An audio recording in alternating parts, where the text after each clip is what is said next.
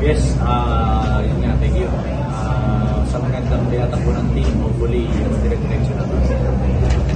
Okay, thank you. To JJ, you had 30 points, including 11 attacks and 4 digs. So, ano masasabi mo na, yun nga, yung straight sets yung panalo nyo against you?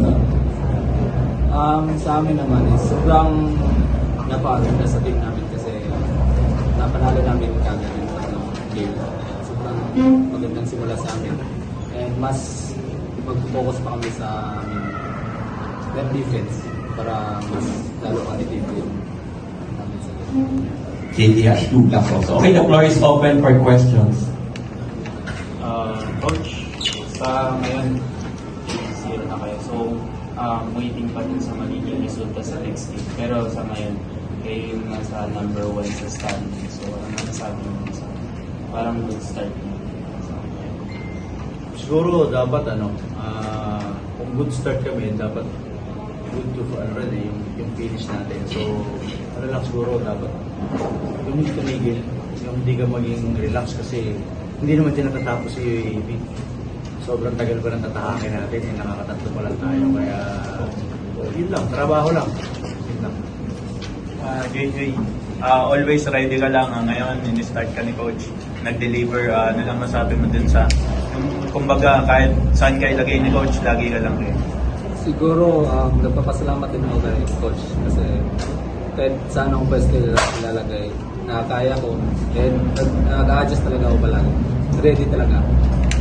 Coach, ano naman sabi mo yung players mo staying sharp? Kasi sabi mo nga nung last game, parang kahit kung pwede lang i-start lahat, ay gagawin mo.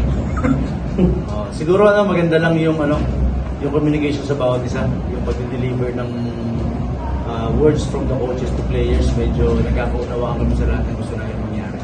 Kaya siguro kahit anong gawin, for example, yung middle baka gawin yung setter, pag-deliver pa rin yan, alam mo yan, yung middle gawin mong libero. Pero anyway, kumbaga, yun ang lagi sinasabi natin sa player, kumbaga seize the moment, bigyan natin ng pagkakataon yung sarili natin kasi hindi na mauulit yan. Kaya pag binigyan tayo ng pagkakataon, laging always grab it. Okay, Coach, you have 1 week to prepare against UST. Baka by that time, unbeaten pa rin sila. So, and of course, one of the best rivalries dito sa volleyball. So, what can you say about UST?